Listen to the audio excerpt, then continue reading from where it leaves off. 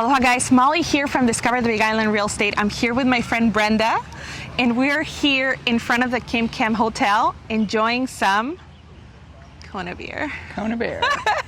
Kona we have seltzer. some beers here, seltzers that we're gonna be opening up, and then we go boom! Because it's hot out. We need It is so hot. Kona beer is one of my personal favorites. So we're gonna cheer for you guys. We're gonna be talking about what it is to train for Ironman.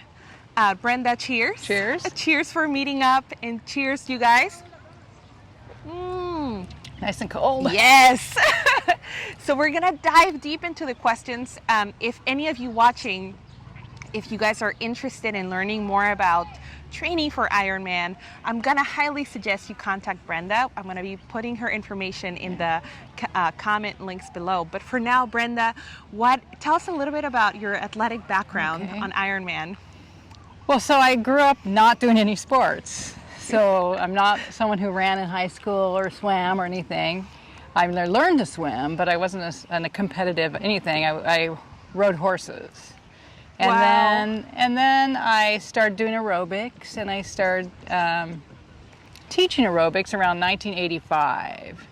And so I was fit, and then I had a friend who was going to do the Paris Marathon. So I said, oh, that sounds interesting. So I looked at how to train for a marathon, and once I did that, I thought, okay, well, now that I run, I already knew how to ride a bike and I could swim, so I'm going to try triathlon. Oh my gosh. And I had... And then you landed on Ironman. Yeah, and then, so I started out small and, went from there. So I will love to know, how many Ironman races have you been part of? I've done 9 Ironmans, and 3 of them were the Ironman World Championships here in Kona. Damn. So... 9. I got hooked. It sounds so easy, guys, like just to say like, oh yeah, I've done 9, but if you have seen how long people train for these races and what it takes to be in an Ironman race. And for those that don't know, it's a 2.4 mile swim, a 112 mile bike, and a 26.2 mile run. In the hot Kona weather. Yes. Or freezing cold weather if you're doing it somewhere else. Right? Oh my gosh. So how can people, how do you prepare for an Ironman? Or how did you prepare? I would say that if you already if you're already somewhat fit and you've been doing either swimming, biking, or running, you can probably prepare for an Ironman in 6 months. But for my first one, I took about a year to train for it, but the 6 months before the race was more very structured. Right. So, and it's, I would say it's training about 13 to 22 hours a week to train for an Ironman. So it's like a part-time gig. Yeah, and it's you do a couple hard weeks, and then you do an easier week, a couple hard weeks, and it just slowly grows over time. Wow. Which one is your favorite part of Ironman? Of the bike or biking? Biking for sure. Yeah. It started out swimming was my best, the thing I was best at, and then I've gotten better at biking, and I love it just happened. How far you can go on a bike and where it takes you. Right, and the breeze in your hair, it's not your hot. face, it's not hot. You're going somewhere in in a bike and nice scenery. So that's my favorite. And then swimming would be my second, and running is my least favorite. Right. Most difficult. Yeah. And for anybody watching, Ironman is a big thing here in Kona. Yeah. It's like, we're on an island. So it's one of those like big festivities that we have. It's like whenever there's the preparation towards Ironman, there's a lot of people that start promoting their products like a week before the race, and so they're giving out freebies. Like the whole town lights up. It's a big celebration. It's a huge celebration, guys. So highly recommend you come during Ironman time, just to come and check out the island, the competitors, meet Brenda. It's usually the second week in October, second weekend in October. Yeah. So it's coming up this year, October 9th. Right. Yeah. I mean, by the time we release this video, we are in 2021. We're still unsure if we're gonna have Ironman happening. Yeah. Right? But we'll reach out to Brenda. We're planning on it. We're planning on it. We're planning on it. How can people volunteer for Ironman? Okay, so you can go to the Ironman.com or IronmanWorldChampionship.com, I think, but you can follow the links if you go to Ironman.com to the World Championships, and they have a section for volunteer, and you can sign up to volunteer, and there's things that you can put your preference of where you'd like to volunteer. Oh, cool. So I always thought that if you like getting up early, body marking is a Body good marking? body marking, What's because that? everyone wears their number on their arm and their leg. Wow. And right then the athletes are clean. You get up and close and personal. Yeah. But it's really very early in the morning. You get to talk to them. Yeah. And if you're a fan of Ironman, Yeah. and if you have one that you're cheering for, you get to see them. you get Yeah. to see them and body mark them. That is so cool. That is cool.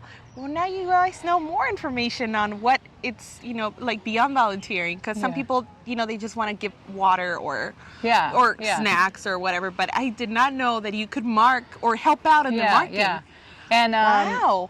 You can also help out the day before. When people rack their bikes the day before in the transition area. Yes. And that's another way where you get to see and talk to people from all over the world who come here to race. From all over the planet. Yeah. You're right.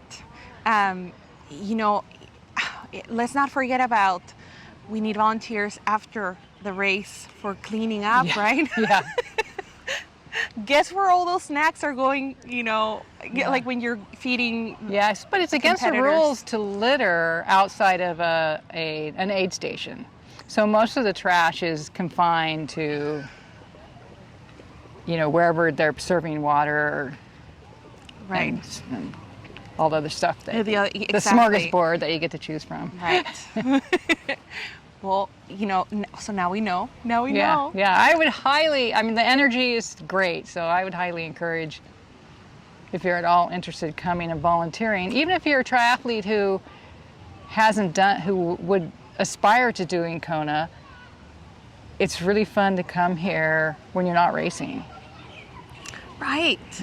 Right. You get to see the activity. You get to just see the ambiance, all the vendors that are out, just giving out freebies. Yeah. All the parties. There's parties. The vendors put on parties. When you're racing, you can't go to the parties, but so the vendors put on parties. Yeah. Yeah. Yeah. So as a triathlete, you can, or not even as a triathlete, as a person here, you can go to those. Right. So now for people watching, of course, I'm pretty sure 99% have not been in an Ironman. Probably, right? Yeah. And because it's very, we have 2,000 competitors, but this counts globally, right? From all over from all over. I think 1% of the population's done an Ironman. Right. Wow. It gives you perspective on, So can you share what it feels to be in the race with all these people from all over the globe? You're running, you're tired, can you describe that type of environment? Yeah, well, for most, I've only been a few times what I call the pointy end of the race, so where you're more towards the front, and I would just say that everybody's, although they're competitors, they're very supportive of each other. It's a very supportive community, and even the professional athletes are supportive of the age group athletes, and there's a lot of camaraderie and support to each other, and people saying, go, you're looking good, keep it up, or if somebody's walking, someone will run up next to them and go, come on, run with me to the next aid station. In my first Ironman, I was walking, I think it was the last aid station, and an older gentleman, probably in his 70s, he came running next to me. He goes, and I had a drink in my hand, and he said, if you throw that down and start running, you'll get there under 13 and a half hours. And I thought, well, I didn't have a time goal, but I thought I'd rather be there under 13 and a half hours than over 13 and a half hours.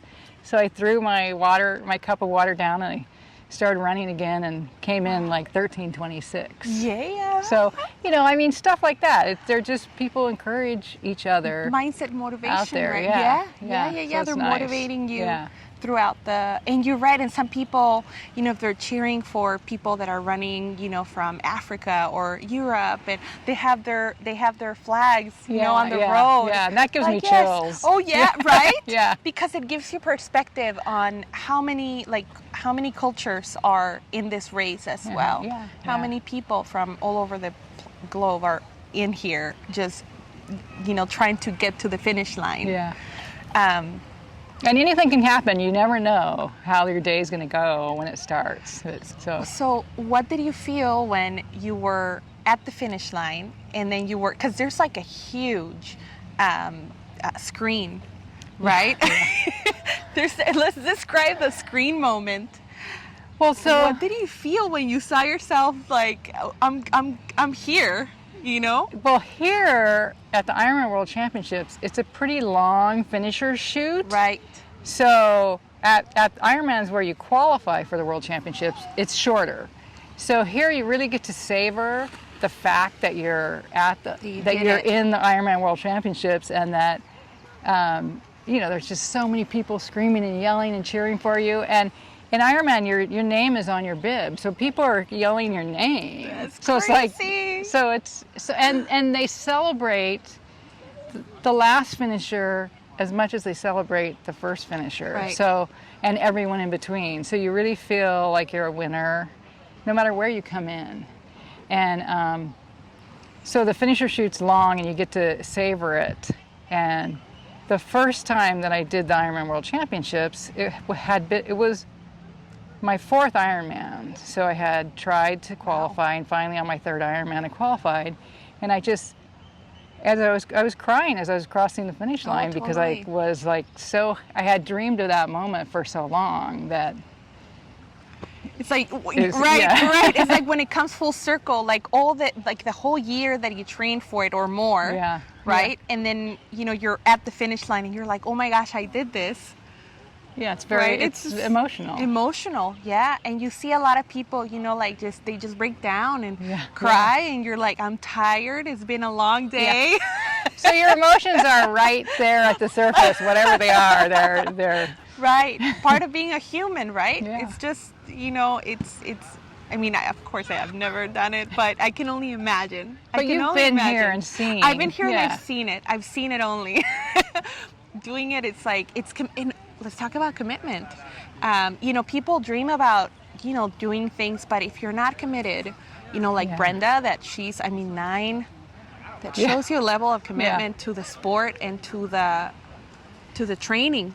What's funny is my dad used to say, you can do anything you set your mind to. Yes. And, it took me a while into being an adult to understand that, and it's not just something that you want to do, but it's something that you commit yourself to do. Exactly. You can do.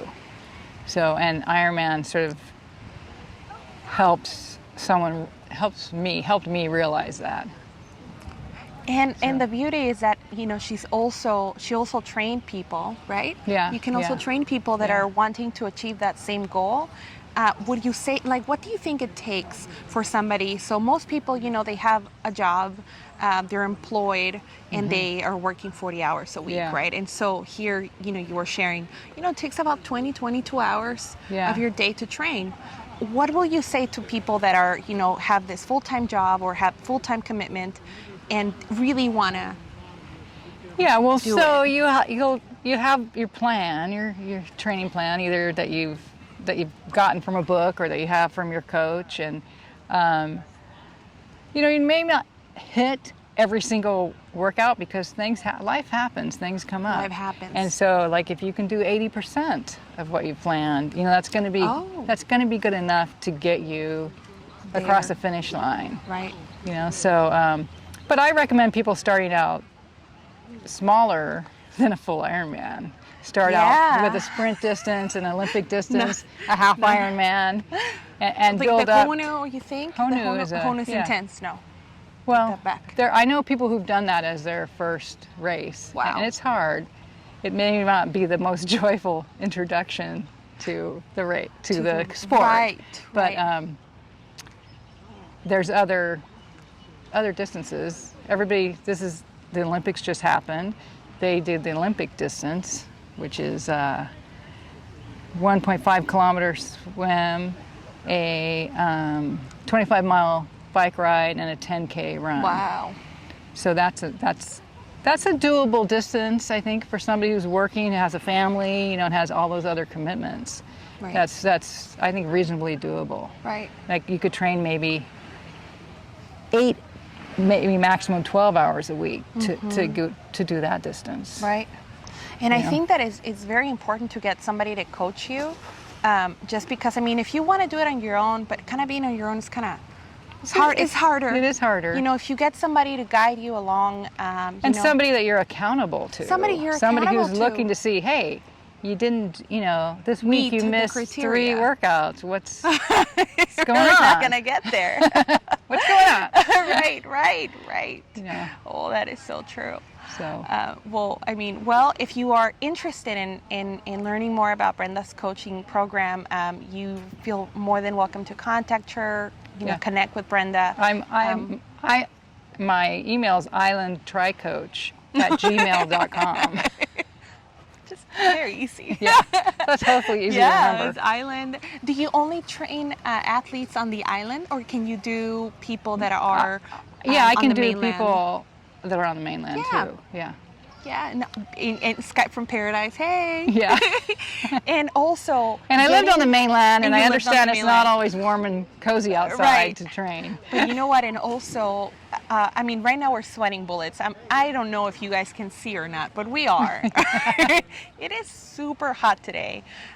Can we talk about the weather in Kona? Because if they're training, somewhere where it's cold, and then they get here and they're like, oh my gosh, how can people, train for this type of weather? There are some, it's kind of too detailed to go into here, but there's some protocols for if you're in cold weather and then you can train indoors with no fan. Oh. And then also there's some sauna protocols that you can do where you get in the sauna after your training. Like you do your training, then you get in the sauna and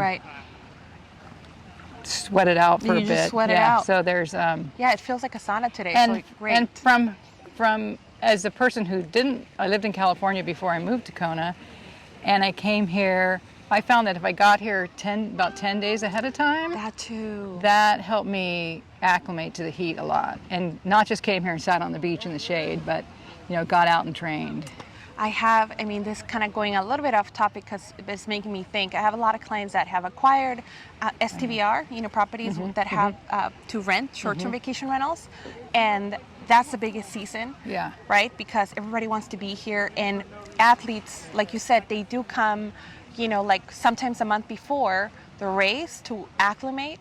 So it's busy in Kona. It is busy during October. It's like the and busiest a lot of month. people. I was just telling someone, a lot of people who want to qualify for Kona, they'll set up their lodging before they even qualify, because if they qualify late, the pickings are slim. And then if they don't qualify, they just come and volunteer. Right. Wow. So and now car rental, that is becoming a thing, right? Yeah. Securing a car rental, but you're right, securing a place to stay, and you also want to stay near Kona, right? You don't want to stay in Waikoloa. If you end up in Waikoloa, people do, but then you absolutely need a rental car. But if you stay in Kona, you don't necessarily need a rental car. Exactly. So that's an advantage. That's a great tip. Now, speaking about training, where do you love to train at? Well, mostly swimming. I swim right back there at the pier. But my favorite swim here is swimming from Mauna Kea Beach to Hapuna Beach and back. Wow. And often in that area, you see manta rays. Oh. And so that's pretty cool. Cool for some people. Some people are like, ah! Yeah. They don't have teeth. Sporty. They don't have teeth. Yeah. People are gonna be like, oh my God, I saw Manta Ray close by. And here at the pier, we often see dolphins too, so that's Oh pretty my magical. gosh, yes. Then the swimming stops. Have you stopped with like a pod of? Have you Oh, swam yeah, with a yeah. pod of dolphins? Yeah, yeah. It's so magical just to see them, and they surround sometimes people, Yeah, and right? it's very calming. They're very Super calming. Yeah, So. but manta rays, I have not seen a manta ray up close, other than going on a tour and seeing them, snorkeling. Yeah. But I can only imagine swimming. And they're not swimming up to you. You're above them, and they're huge. Yeah. They're huge, but and they're so graceful. that's where it pays that you're training, and those are your blessings, your the perks of training, right? Yeah. And turtles, of course. Yeah. Hey, cheers! We said at the same time. So yeah, turtles. Yeah, there's a ton of turtles here on the island, but again, because you're doing the work training, going out there swimming, you get to experience those things that, are just very special to the island. It's nice to be up and close versus just seeing them from the shore. Right. Or seeing them from a picture. Yeah. It's like, so whenever you come to the island, guys, I mean, that Hapuna Mauna Kea beach is like one of my personal tops beaches, right? Yeah, But beautiful white sand. Oh yes, it's like powdery and beautiful. When it's not very super windy, because I've seen. Yeah. You don't want to get sand blasted. Yeah, you don't want to get sand blasted. I haven't. Or when there's people like running after their umbrellas. Yeah. Like that. I've seen that. It's so like, I'm like, whoa. Oh, the umbrellas are going towards the beach. People running.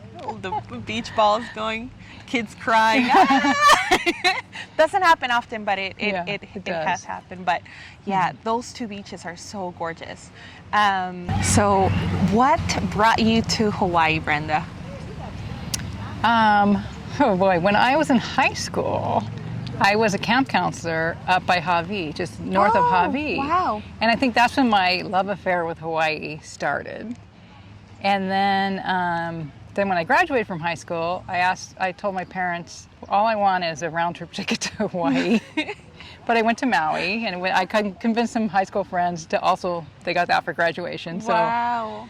So, and we camped, and it was really fun. And, then my life, I went to college, my life diverged, and then I retired at the very end of 2014, and I was living in San Francisco, and I had been coming here for the Honu half Ironman race for like 12 years in a row. So my husband, he came with me, and then I did Kona Ironman, and we came for that. And then right when I retired, I came for a month and just stayed in different places. Right. You're like Kona is. Yeah, and so both of us, I feel like once you come to this island, you either love it and you're drawn to it, or you kind of don't like it that much. Yeah. So both of us were drawn here. So, and you got the island call. Yeah. So when it was time to leave San Francisco, we thought about, well, where do we want to move? And Kona came up on the top of the list. So wow. That's how we ended up here. Wow. And I tried not to be the pushy, I want to go to Kona, because it had been in my mind since high school. But right. Wow, since high school, yeah. Brenda. So I don't know why I waited so long. So that's what I would say. If you're thinking about moving here, don't wait. Just do it. Right. Just do it. Just do it. Exactly. Just come and experience the island and follow your calling. Yeah. Right? Because some people, they really want to make it out here, but then life happens, right? I mean, for some reason or another, the work situation is not sometimes super easy for people to relocate. But, for the most part, if you have a goal, if you feel like the island is calling you, like it called Brenda, and make the move. Yeah. Right? Yeah, I have a friend who I talked to before. They'd been here about 7 years before we started thinking about moving here. And I said, well, do you have any regrets? And they said, our only regret is that we didn't do it sooner. So. Wow. I went, okay, that says a lot. I think, it says a lot. It's a good endorsement. Wow. That's crazy. Yeah, I mean, and a lot of people end up falling in love with the island. But like you said, some people, they come out here and they're like, no, it's not for me. Yeah, they think the lava area is ugly. Or, lava, exactly. Yeah, which, it's part of an island, right? It's part of being on an island. And we're sitting on lava. But I say, if you don't like the weather where you are, get in your car and drive 15 minutes in one direction or the other, and the weather will be totally different. There's a ton of microclimates, and you're super well aware of it because we can speak about it, but you know, Brenda's super outdoorsy. You've probably seen that split of when it rains on one side, and then you like... Or it would be raining at my house, and I need to go for a bike ride, so I go, well, it's a little more dangerous to ride in the rain, so I just drive north a ways to where it's not raining and start my ride there. Right, that's smart. Or if you want to, like for Mauna Kea, for instance, right, when there's like snow up there, and then you can like be up in, you know, Mauna Kea Beach and... Right, you can go from snow to 80 degrees. Right? I mean, where else in the world? Drive. Where else in the world? Yeah. That's crazy. Well, Brenda, thank you so much for sharing all your knowledge. You're welcome. Everything that you're about, and I hope that people, if you're encouraged to train for Ironman, now you have a beautiful contact. You have a beautiful contact, and you know, she's trained many people for the race to get prepped, yeah, I mean, you can offer a ton of experience and knowledge to, you know, whoever is interested in learning more about Ironman, because it's not easy. Yeah, and I'm very passionate about it. I mean, 9 Ironmans? Yeah. And I don't know how many half Ironmans and shorter distance races. I don't count those. Maybe over 25 to 35 half Ironmans. Right.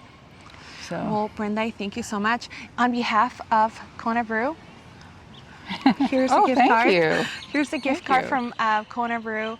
I thank you so much for being here, for sharing all your knowledge with people about Ironman and what it takes to complete one. And cheers, guys. Cheers. Yeah. Aloha, guys.